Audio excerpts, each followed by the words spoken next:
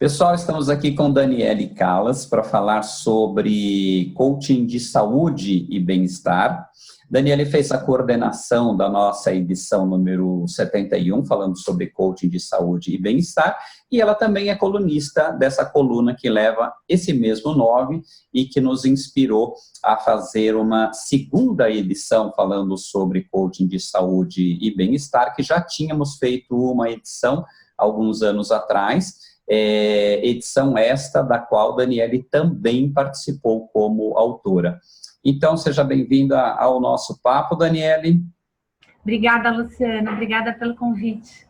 Imagina, é um prazer. Então, vamos primeiro perguntando uma coisinha bem simples. Vamos começar com pergunta simples. Quem é você? Isso é simples? Isso é simples. Depois a gente complica. Tá bom.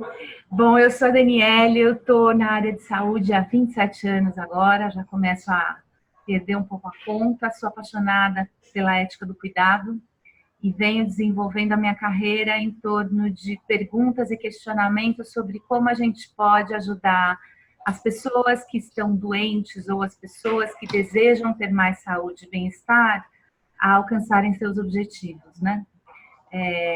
Tive uma trajetória bastante atípica na área de saúde. Eu comecei trabalhando com reabilitação cardíaca e depois eu fui trabalhar no SESC, depois fui professora universitária, fiz meu mestrado em promoção da saúde, mas eu percebi, quando eu comecei a contar essa história para as pessoas, que eu sempre estive em lugares aonde o meu cliente ou paciente não necessariamente desejaria estar. O que eu estou querendo dizer com isso? O paciente cardíaco ia me procurar porque o médico mandou, né? O trabalhador do mundo corporativo, o funcionário da empresa que estava recebendo impacto dos programas de promoção de saúde que a gente estava fazendo, estavam lá porque o RH mandou, porque a empresa mandou, mas não necessariamente as pessoas iam voluntariamente ouvir o que a gente tinha para dizer. E aí eu percebi o tamanho do desafio, que é você cuidar de pessoas que estão em risco e que não tem esse chamado para o seu autocuidado. E por isso eu acabei estudando terapia corporal, estudei várias linhas da psicologia, eu sou terapeuta corporal haitiana formada, aí fui fazer a formação em coaching, que é por causa da formação em coaching que estamos aqui hoje, em 2010. Em 2010 eu fiz um curso específico de coaching para a área de saúde numa escola americana. 2010 no Brasil, Luciano, ninguém falava disso, né? Ninguém falava de coaching em saúde. A gente já talvez conhecesse o coaching executivo, liderança, carreira, outras áreas, né? Mas saúde não era uma intervenção minimamente estruturada ou conhecida. Isso tem uma vinculação com o que aqui, com o que nos Estados Unidos ainda é muito chamado de wellness coach? Na verdade, a área, ela é chamada, né, e a intervenção, ela é chamada de coaching em saúde e bem-estar. O wellness coaching é o bem-estar, né, o coach para bem-estar, e o health coaching é o coach para saúde.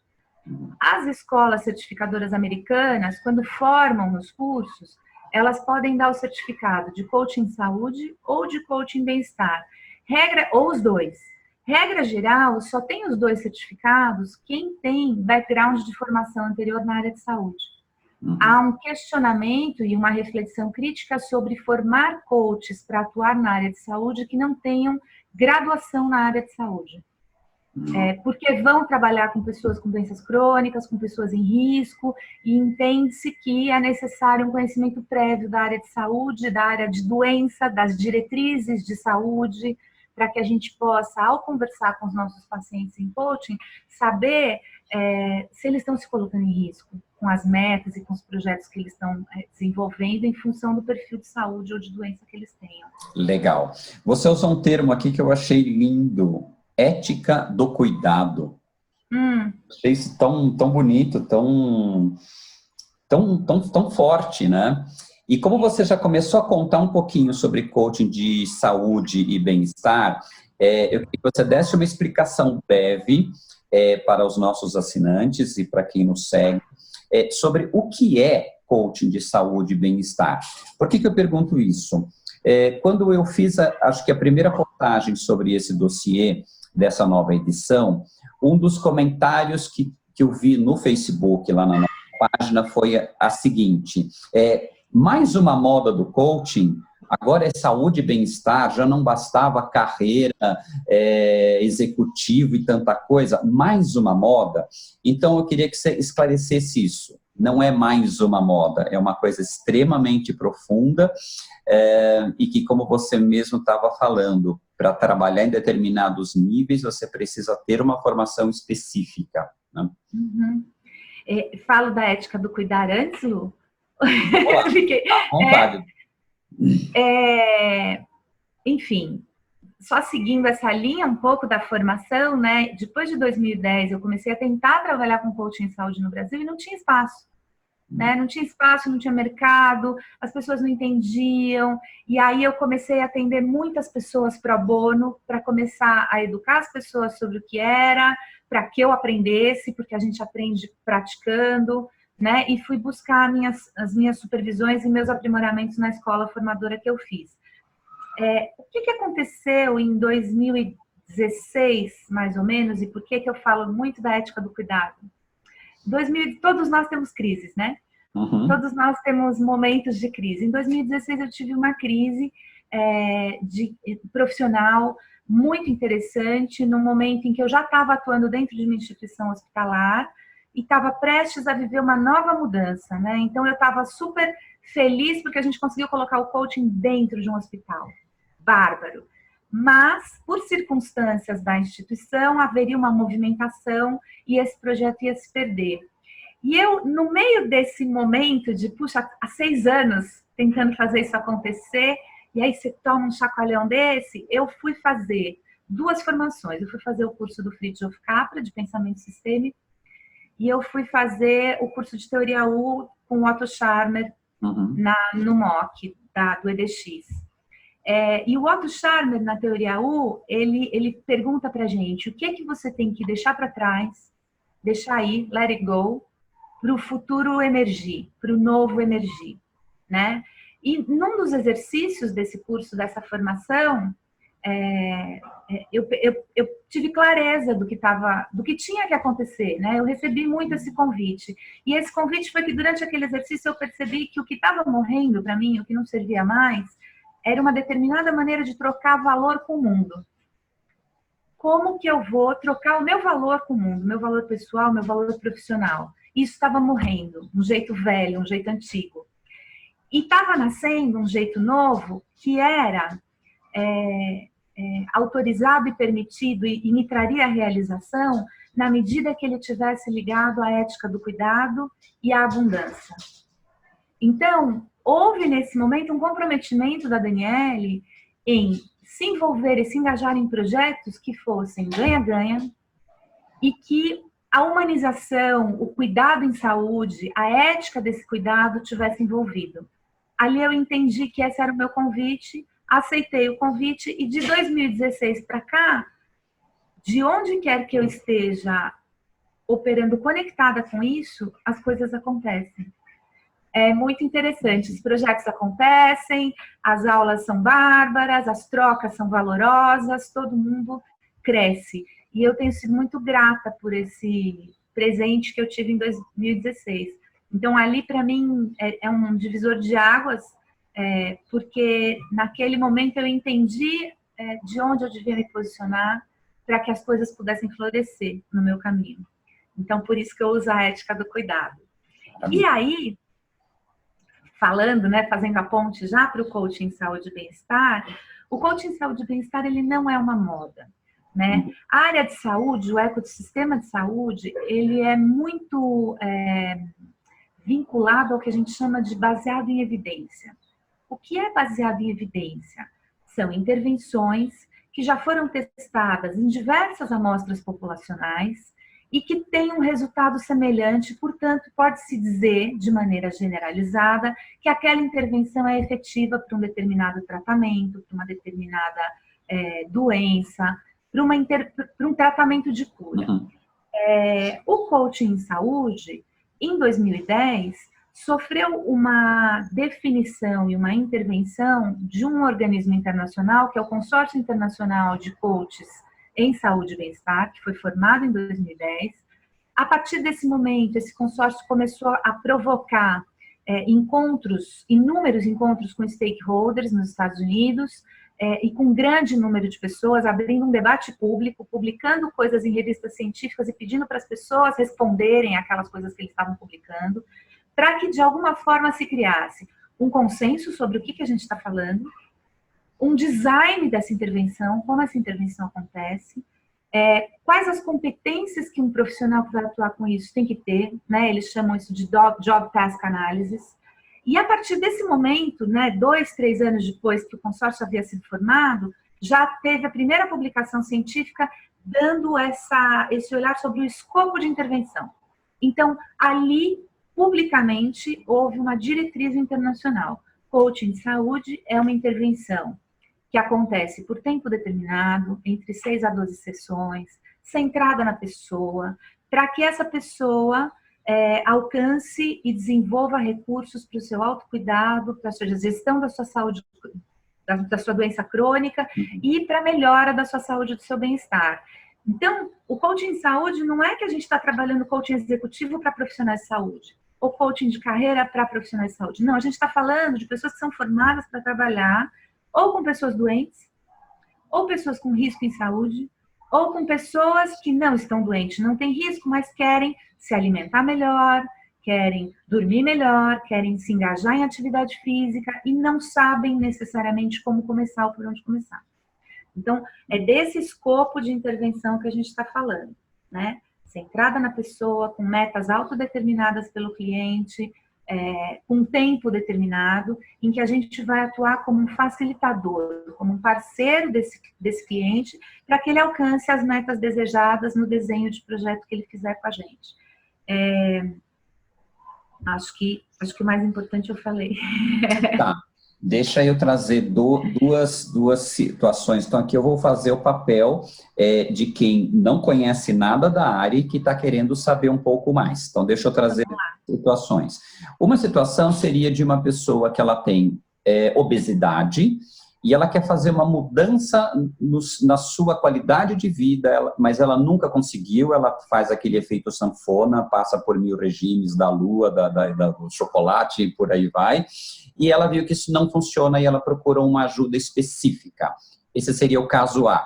Depois o caso B, uma pessoa que é diagnosticada com um câncer e de repente ela sente aquela morte do lado dela. E aí ela fala, ok, eu posso ficar boa, mas talvez não. E agora? O que vai ser da minha vida? Então, são duas situações diferentes. Uma mexe com o ser humano de uma maneira mais profunda e a outra mexe com muito mais a questão de mudança de corpo, de físico, de comportamento. Como é que o coaching de saúde e bem-estar aborda esses dois casos? Primeiro, Luciano, no caso de uma pessoa doente, é fundamental que o coaching de saúde esteja inserido e em alinhamento com a equipe multidisciplinar que cuida dessa pessoa. Tá? Então, essa é uma articulação importante. Um paciente que está em tratamento de câncer tem uma rede de cuidado cuidando dele. E o apoio do coach não pode ser desconectado disso. Fantástico. Tá? E tem limitações para que a gente entenda que o coaching não é psicoterapia. Sim. Então, dependendo das questões que esse paciente oncológico trouxer, elas não são da dimensão do coaching. Perfeito. Elas podem ser de uma dimensão de apoio psicológico de outras instâncias. Há coaching para pacientes oncológicos? Há. Muitas vezes o trabalho acontece em paralelo mesmo com a equipe multidisciplinar e traz para esse paciente uma possibilidade dele desenhar novos futuros, dele construir uma resolução sobre tudo aquilo que ele está vivendo. A gente sabe hoje que vários tipos de câncer têm cura, né? Mas a gente ainda tem aquele estigma, né? Nossa, eu tô com câncer. eu vou morrer, né? Isso é muito grave. Uhum. É pesado. Então, lidar com isso e começar a construir novos futuros e começar a trabalhar a aceitação do processo da doença para seguir num projeto de vida futuro, pode ser muito bem acompanhado por um coach em saúde bem treinado, né? A gente tem algumas pessoas, inclusive, bem treinadas e que atuam especificamente no câncer. E eu não sei se você vai entrevistar um dos autores, que é o Alejandro Poleri. Uhum. Alejandro atua especificamente com câncer, tem uma formação aprofundada no coaching com câncer, pode até expandir essa reflexão minha, com certeza, com mais elementos. No caso da cliente obesa... Deixa só fechar o comentário sobre a questão do câncer, porque vendo vários filmes, lendo livros, artigos, uma frase que é relativamente comum de pessoas que passaram pela experiência do câncer e se curaram, é ouvir essas pessoas dizerem: o câncer foi a melhor coisa que aconteceu na minha vida. É interessante porque a partir dali a pessoa conseguiu fazer uma série de mudanças, ela conseguiu fazer um despertar para uma nova vida. Eu acho que nesse ponto é que o coaching de saúde pode ajudar muito a pessoa, né, a redesenhar ela. Lu, você me lembrou de uma coisa muito importante para mim, que é essencial, e aí é uma característica do processo formativo da Daniele, que acaba sendo levado para as minhas formações. Quando eu fiz o curso do Capra em 2016, eu relembrei a definição de saúde da visão sistêmica, da perspectiva sistêmica. Uhum. E Capra nos diz o seguinte: Capra nos diz que saúde é o equilíbrio dinâmico entre os aspectos físicos e psicológicos do indivíduo, na relação desse indivíduo com o seu ambiente social e natural. Um equilíbrio dinâmico entre os meus aspectos físicos e psicológicos na minha relação com o meu ambiente social e natural. Então, para começar, a saúde é um equilíbrio dinâmico. É como se a gente estivesse em cima de uma corda bamba, de um bozu, né, de uma prancha de equilíbrio, e a gente estivesse lidando e administrando com tudo o que nos afeta na vida. Do mundo de dentro, do mundo de fora, da nossa hereditariedade, da nossa genética, daquilo que eu consumo, da cidade que eu vivo, né? E aí, sob essa perspectiva, a Capra fala assim pra gente: a doença, então, é um convite criativo da vida. Que legal! Bárbaro, assim. Então, assim, quando eu vou ensinar coaching, saúde e bem-estar, eu compartilho esse olhar sobre de que saúde nós estamos falando. Exato. Como que a gente puxa os fios dessa teia de autocuidado? Né? Como que a gente ajuda os nossos clientes a olharem-se ao redor e verem onde é que estão seus desequilíbrios e quais são os convites que eles estão recebendo? Né?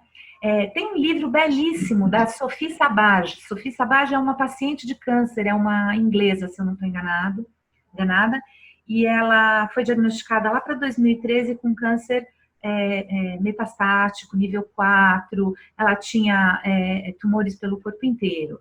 E ela assumiu o controle sobre o seu tratamento de uma determinada maneira e escreveu esse livro relatando toda essa experiência dela. Ela está viva até hoje, Sophie, se não me engano.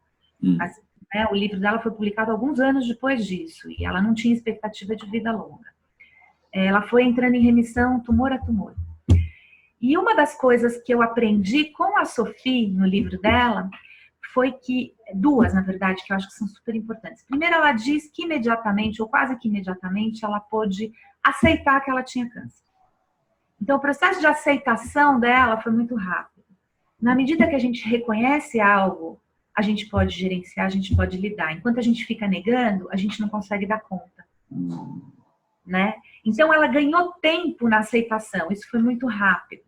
E outra coisa que ela fala, que eu achei belíssima, é que ela escolheu não travar uma batalha contra o câncer. A gente escuta muito isso, né? Sim. Eu vou vencer essa luta contra o câncer, eu vou vencer a batalha, eu vou vencer essa guerra. Ela escolheu conversar amorosamente com o câncer dela, para entender o que ela tinha que aprender e transformar a partir dali. Então, ela não entrou numa guerra, porque o câncer estava dentro dela, ela não queria entrar numa guerra interna. Então, ela foi... E eu achei... completamente diferente. Bárbaro, né? Então, assim, para mim, ela é um exemplo de generosidade consigo própria, né? De autocompaixão, e de olhar para isso de um jeito curioso, amoroso, e beleza, o que eu tenho que aprender e fazer de agora em diante? Então, assim, câncer é um tema belíssimo para a gente conversar, né? Eu gosto muito desse trabalho dela, por causa dessa questão da gente não entrar numa batalha contra, que é a questão da aceitação. Tem várias coisas lindas no livro, né? Chama O que o Câncer me ensinou. E sob essa ótica, nós somos coautores das nossas doenças, não? Eu escuto você dizer nós somos coautores e uma parte de mim concorda. E uma parte de mim fica muito cuidadosa com o risco de, na medida que a gente se entende coautor, a gente se culpabilizar. Entendi. Né? Porque na perspectiva sistêmica, a gente está vivendo numa teia de inter-relações múltiplas. Então, eu tenho uma parte de responsabilidade, sim, sobre o meu autocuidado. Tem coisas, sim, que estão no meu controle. Mas eu estou imerso numa teia. Sim. É mais complexo do que eu ser corresponsável ou ser responsável. Não, né? Eu tenho possibilidade de fazer escolhas, eu tenho acesso ao conhecimento para saber mais sobre o que me faz bem e o que me faz mal. Mas tem muito mais além disso. Perfeito. Né? Então, eu gosto de dizer que a gente é corresponsável por fazer algo com o convite que a gente está recebendo. Mas não necessariamente pela doença. Eu tenho um pouco de receio. A gente já fica assim, né? Minha culpa. Exatamente. Então, eu cuido um pouquinho desse espaço de culpa, de vítima, né? Ok, é um fato, né? Vamos usar a CNV e vamos olhar a doença como um fato sem julgamento. Aconteceu. Estamos assim. E agora? Perfeito. Maravilha. Agora vamos lá no caso primeiro que eu falei. Obesidade. Então, você pegou dois casos lindos para a gente conversar, né, Lu? Porque, assim, a pessoa obesa, quando a gente está falando de obesidade, a gente está falando de grau 1, grau 2, grau 3, IMC acima de 35, 40, pessoas que já tentaram inúmeros tratamentos, inúmeras dietas, e que chegam muitas vezes em um momento da vida que elas estão absolutamente desacreditadas de si mesmas, e que a única solução possível parece ser a bariátrica, né? Parece ser a cirurgia bariátrica. Então, assim, o coaching, qualquer coaching faz isso, né? Mas o coaching saúde, como ele bebe muito na psicologia positiva e em alguns aspectos da teoria social do Bandura, a gente trabalha muito para o aumento da autoeficácia, que é a crença de que eu sou capaz de fazer mudanças na minha vida. Né? A gente sabe que tem evidências publicadas de quanto maior a minha autoeficácia, quanto maior a minha crença de que eu sou capaz de fazer a mudança, maior a chance de eu efetivar essa mudança. Então, vamos voltar para o cliente obeso, que já tentou tudo, que não conseguiu nada, que acha que não é capaz de nada. Num processo de coaching, ele tem uma grande chance de restaurar esse convite consigo próprio de que ele é capaz, né? Fazendo pequenas mudanças aplicáveis à rotina dele, dentro dos valores e crenças dele, porque essa é uma outra questão. O olhar da saúde, né, a nossa história em saúde, em qualquer uma das áreas da saúde praticamente, à exceção da psicologia talvez, ele é um olhar voltado para o tratamento, para o diagnóstico, para o protocolo, para a diretriz clínica e não para a pessoa. Então, eu, enquanto especialista de saúde, sei o que é melhor para você, Luciano, e vou te dizer o que você tem que fazer. E aí você recebe esse rol de recomendações e olha para esse rol de recomendações e fala assim, mas isso não tem nada a ver com o que eu acredito. Né? Isso é contra os meus valores fazer isso. Esse tratamento especificamente ou essa orientação. Né? Vou lhe dar um exemplo bem claro disso. Uma pessoa vegetariana vai à nutricionista. E aí, porque ela quer se organizar melhor, quer aprender a se alimentar melhor. E aí a nutricionista ou entra num embate com ela, porque ela tem que comer proteína animal, porque proteína animal é para a saúde, ou por uma falta de escuta na hora de dar a dieta e o cardápio, essa nutricionista põe lá peito de peru no café da manhã para um cliente vegetariano. Veja, na hora que você olha isso, você fala, essa pessoa não me escutou, isso não Exatamente. conversa comigo. Então, a saúde carece dessa escuta de quem é o indivíduo que está na tua frente. Uhum. Que ele é, quais são as crenças, valores, perspectivas, o que é realmente importante para ele, né? E o paciente obeso, ele tem que ser trabalhado nessa perspectiva, né? O que é realmente importante para você, né? E, na verdade, o objetivo não é emagrecer.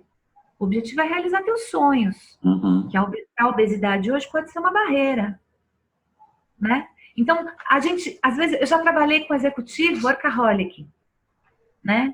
E a pessoa não quer parar de trabalhar para cuidar da saúde, mas está lá com todos os indicadores estourando que nos próximos 2, 3 anos aquilo vai explodir, né? Ou um infarto, um AVC, ou alguma coisa vai acontecer porque está super mal cuidado. E essa pessoa precisa, de alguma forma muito habilidosa, ser convidada para olhar para... Você ama trabalhar. Você vai trabalhar até quando? Se você não se cuidar. Uhum. Até para ser workaholic, você tem que olhar para a sua saúde. Uhum. Né? Senão um dia ela vai te parar. E aí você vai parar de fazer a coisa que você mais ama, que é trabalhar. Né? Então, assim, não adianta a gente falar isso para o executivo, né? Mas na medida que a gente está trabalhando o coaching, refletindo de volta, ajudá-lo a perceber isso com seus próprios olhos. E daí sim, conectar ele com algo dentro dele que é valoroso e que dá sentido para ele se cuidar, aí sim, aí o planejamento de autocuidado passa a ser meio, e não fim. Uhum. Meio para uma vida mais plena, para uma vida com projetos, para uma vida com sonhos, uma vida longa, para uma vida, enfim, o que cada um quiser. Então, quando eu olho para o paciente obeso, eu penso muito na questão de olhar para o empoderamento desse paciente em relação à autoeficácia, para a compreensão que ele tem, crenças e experiências com relação à alimentação. Muitas vezes, as experiências que a gente teve com relação à alimentação na nossa infância, né? Tem um artigo publicado pelo Lancha recentemente que tem uma imagem da multifatoriedade da obesidade, né? Uhum. Então, assim, tem tanta coisa envolvida com a obesidade, e aí a gente no coaching pode se permitir explorar com o paciente onde é que estão as informações que são úteis para ele se revisitar e poder de fato se comprometer com uma mudança que vai lhe trazer mais saúde, mais bem-estar, né? Eu não gosto muito de pensar que as metas de coaching para a obesidade estejam relacionadas à perda de peso. Sim. Uhum. Né? Quais comportamentos que eu posso inserir na minha vida de maneira sustentável, que ao longo dos próximos anos vão me reconectar com uma pessoa mais sadia, mais magra, mais equilibrada, enfim. Principalmente mais saudável, né? Enfim, é por aí. E esse tema, até estava conversando com o Mônica outro dia, estava ouvindo no rádio um programa falando sobre obesidade, sobre a questão da gordofobia. Então, a pessoa que tem obesidade, ela fica num lugar que é muito incômodo, porque, por um lado, ela sente muito a cobrança da sociedade para que ela se enquadre dentro de um perfil. E quando nós estamos falando de saúde e bem-estar, nós estamos falando de uma coisa completamente diferente, né? Eu tive uma experiência muito interessante há muitos anos já faz alguns anos esse atendimento. E ela tinha uma aversão ao modelo de mulher bonita, magra, né, assim, modelo, né? E era uma pessoa que estava buscando se reequilibrar em termos de peso, de indicadores de saúde. E a grande ressignificação do processo dela, ela só aceitou começar a fazer coisas para o seu autocuidado de emagrecimento na hora que ela entendeu que ela não precisava ser a modelo. Sair de onde ela estava não significava ser a modelo. Podia significar ter um corpo legal, mais saudável, um pouco mais magro, com indicadores de saúde melhores. E ativo fisicamente, talvez. Então, na hora que ela quebrou essa resistência, né, de não, eu não vou ser aquela mulher modelo, porque eu sou contra, porque isso maltrata as pessoas, porque isso não é real, porque, né, toda essa Ok, ninguém está pedindo para você ser essa. O que a gente pode encontrar no meio do caminho que faça sentido para você?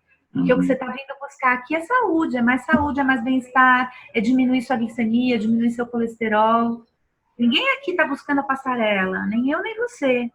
Então a gente pode recomeçar essa conversa de outro lugar, né? Agora, é sempre um desafio, né, Luciano? E uma das coisas que eu acho que é a mais difícil para a gente na área de saúde, e que o James Prochaska, que fala do modelo transteórico de mudança, tem um papel muito importante nessa coisa, é assim, tem pessoas que estão no chamado estágio de pré-contemplação, que é o primeiro estágio de prontidão para mudança. Prochaska fala que todo mundo muda de comportamento em fases, independente da intervenção terapêutica, tá bom? Ele fez um grande estudo na década de 80 e descobriu isso. Descobriu que as pessoas mudam de comportamento em 5 fases, tá? A primeira fase, para qualquer comportamento, a primeira fase é pré-contemplação. Isso significa o quê? Uma pessoa que não quer mudar, não sabe nem os riscos do seu comportamento, não tem consciência sobre o impacto que aquilo pode lhe trazer. Então, ela é uma pessoa sedentária, convicta, e que se ganhar 1 ano de biorritmo, ela não vai. Ela vai rasgar. Ela não vai usar. Ela está em pré-contemplação, ela está num primeiro estágio. E o Prochaska diz que uma das principais coisas que essa pessoa em pré-contemplação precisa é que alguém permita ela ficar onde ela está. Às vezes, a simples aceitação de, ok, tá tudo bem. Se em algum momento você estiver pronto para começar a trabalhar nessa área, eu estou aqui disponível. Por enquanto, a gente pode olhar para outras áreas, outras coisas. O que você está disposto a fazer? Né? Então, quando a gente começa um trabalho com pessoas obesas, também a gente tem que entender onde é que elas estão em relação a isso. Sim. É a obesidade a prioridade dela naquele momento? Porque, de novo, olhando pelo pensamento sistêmico, essa pessoa, ao começar a trabalhar gerenciamento de estresse, relacionamentos, começar a estruturar sono mais saudável, aos poucos, ela vai entrar... Não tem, é muito sistêmico. E num processo desse, ela aprende recursos que ela leva para outros. Né? Ela aprende a se organizar, ela aprende a planejar, ela aprende a se comprometer, o que funciona para ela, o que não funciona, quais são os gatilhos que ela insere na vida dela para mudança e que são efetivos. É uma série de aprendizagens de um processo de coaching que mesmo o especialista de saúde se descabelando, falando, não, esse obeso tinha que estar trabalhando atividade física, tinha que estar trabalhando dieta. Não, se ele trabalhar gerenciamento de estresse e ele começar o seu autocuidado, golaço, golaço, porque se a gente ficar insistindo aonde ele não está pronto, onde ele está num estágio de prontidão não disponível, a gente aumenta a resistência dele e perde esse paciente para sempre. Perdeu. Então, você quer cuidar ou não? Né? Fantástico. Você quer cuidar, você tem que cuidar do jeito possível, não do seu jeito. Porque a sua verdade é menos relevante do que está acontecendo na vida daquela pessoa. Legal. Deixa eu te fazer uma outra pergunta vinculada com ser humano, saúde, que vai para um outro lado agora. E é um tema assim que recorrentemente isso sempre vem à tona. Uma pessoa com a qual eu sempre converso um pouco isso é a Ana Paula Peron, que fala bastante disso. É a questão da morte, a preparação para a morte. Então, sempre que a gente fala em saúde, a pessoa que está com alguma doença, a gente sempre olha para um lado. Não, você vai ficar bom, você vai ficar bom. Mas tem horas que não. O que vai chegar agora é realmente a morte.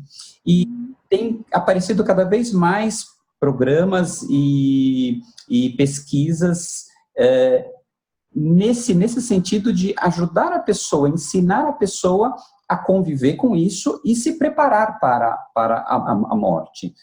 Como é que você vê isso e como é que isso se encaixa dentro do coaching de saúde e bem-estar? Lu, eu vejo um movimento belíssimo acontecendo, até tendo como precursora a doutora Ana Cláudia Arantes, né? Que escreveu A Morte é um Dia que Vale a Pena Viver. Isso, exatamente. eu vejo um movimento de crescimento de cuidados paliativos que é muito importante, que é muito significativo, que efetivamente são esses cuidados para quem não tem mais, né, o que fazer em termos de cura, então a gente vai cuidar desse processo da morte da melhor forma. Então eu acho que a gente tem coisas muito maravilhosas sendo feitas. O meu coração não fica tranquilo da gente associar esse trabalho ao coach.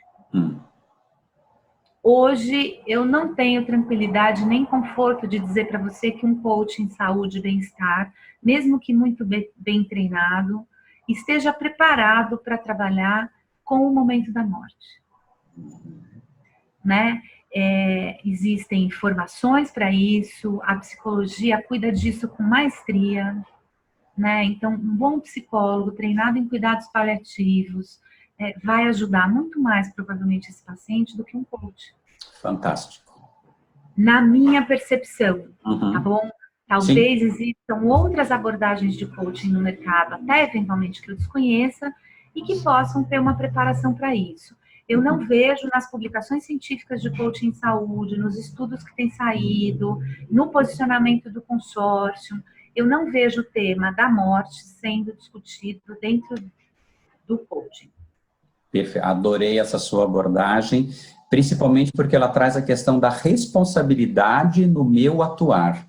E uma das coisas que a gente vê muito no coaching é, principalmente o pessoal que tem feito formações que não são muito sólidas, a pessoa não tem muito a barreira de qual é o limite até onde eu posso ir. Então, pessoas que se, por acaso, aventuram dentro da área de coaching saúde sem uma formação adequada, ela pode perder facilmente essa perspectiva de qual é o limite, né? Esse é um risco gravíssimo, né, Luciano? É um risco gravíssimo. O limiar entre o coaching e a psicoterapia já é um limiar sutil e que depende 100%, na minha percepção, da capacidade desse coach ser ético com ele mesmo. Exato. Né? Porque, de fato, se você teve uma boa formação, você sabe o limite. Né? A gente sabe quando a gente tem que encaminhar, a gente sabe quando a gente tem que atender em conjunto. Organizações como a ICF têm publicações que nos ajudam. Tem uma publicação da ICF que chama Top 10 Indicators to Refer Your Client. Então, tem 10 indicadores para você encaminhar o seu cliente para psicoterapia. Então, assim, quem tem uma boa formação, que está seguindo as boas práticas dessas organizações internacionais que nos guiam, que nos dão diretrizes, vai conseguir saber. Agora, qual é a sua capacidade de autocrítica, né? De você entender que você tem um limite de atuação, né? E que você tem que trabalhar ou com outras pessoas em conjunto ou encaminhar essas pessoas, né? Ir para a sessão de coaching é legal, é bacana, é bem visto. Ir para psicoterapia não é. Então, o coaching, ele pode e deve ser uma porta de entrada para o encaminhamento da psicoterapia. Né? A gente sabe hoje, em termos de estatística, que 1 a cada 4 pessoas, né, 25% da população tem depressão. E provavelmente esse número está subestimado. Para 2050, a Organização Mundial de Saúde está jogando para 50% da população.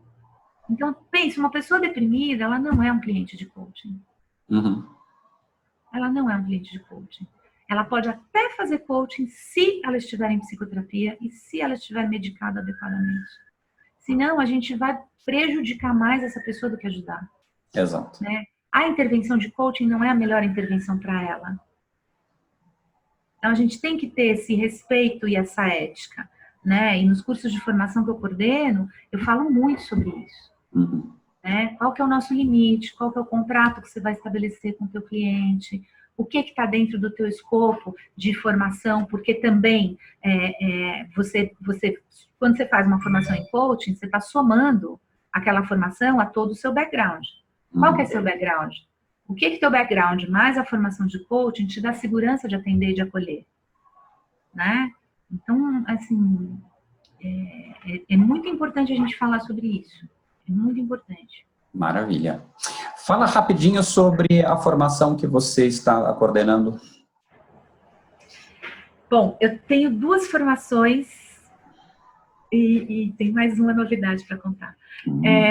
Tem duas formações que eu cuido. Uma, eu sou coordenadora, que é a formação no Hospital Alemão Oswaldo Cruz. A gente está dentro da Faculdade de Educação e Saúde do hospital e a gente é um curso de extensão. Então, o curso, ele por si já tem uma oficialização de ser um curso acadêmico, de ser um curso aceito pelo MEC. Ele é um curso com 100 horas de duração, dura um semestre, e a gente tem eu tenho um amor tremendo por esse curso, porque ele começou e ele vem se fortalecendo e crescendo cada vez mais. E nesse programa, eu tenho 6 professores muito especiais comigo, né?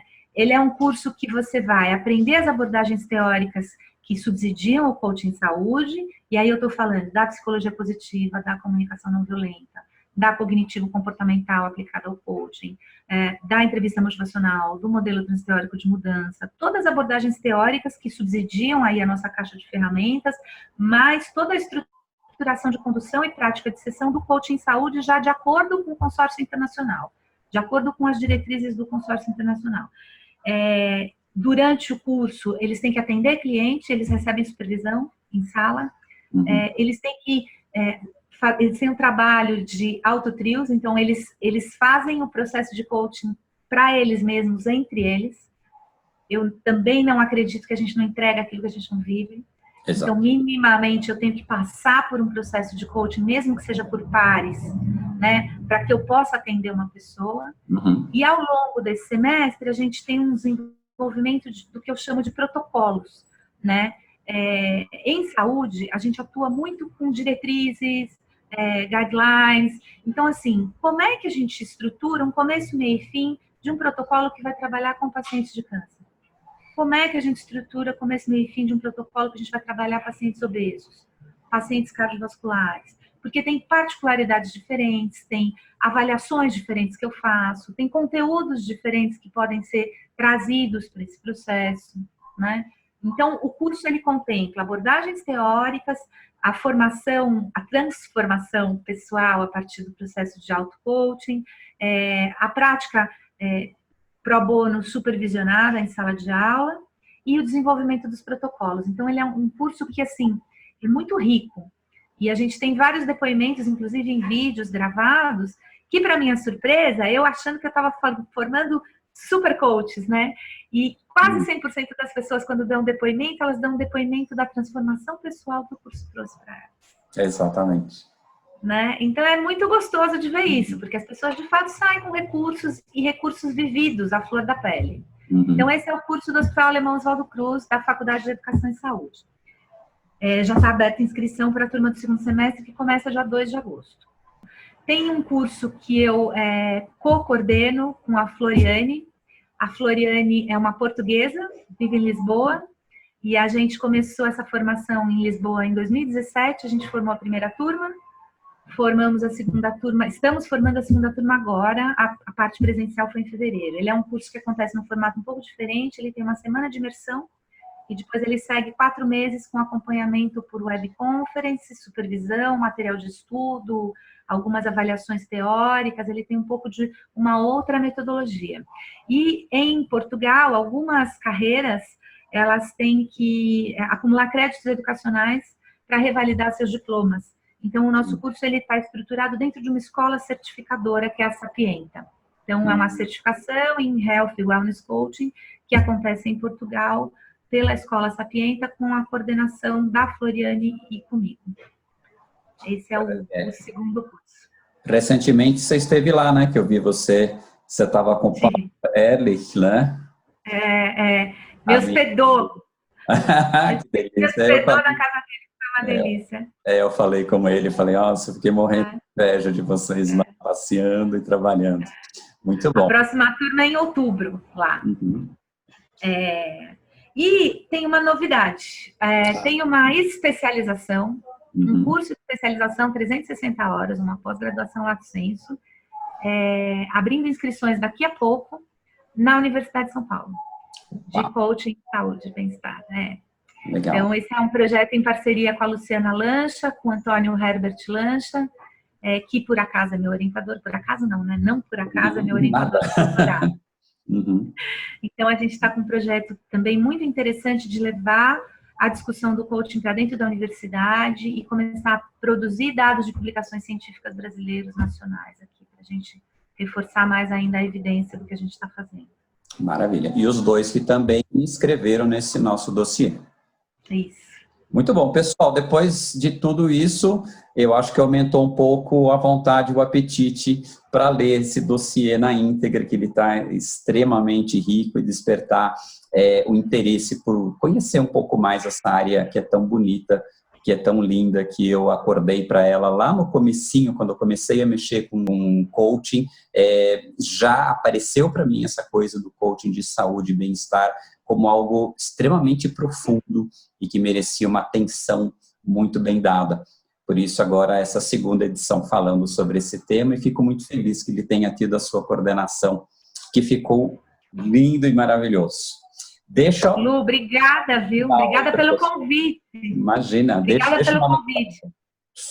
Bom, queria dizer para vocês que foi um prazer coordenar, né, o dossiê, ajudar as pessoas a pensar nessas publicações e poder falar de coaching em saúde no Brasil, que eu acabo vestindo a camisa de que esse é meu legado, enfim, né, é meu papel. Então, eu espero que vocês leiam, espero que vocês gostem, espero que tenham muitas dúvidas, porque quando a gente provoca dúvidas e reflexões é porque a leitura foi boa. Uhum. E a gente está aqui para responder o que precisar e para seguir trabalhando em parceria aí, de bons projetos. Maravilha. Gratidão, minha querida. Gratidão. E obrigada, Lu.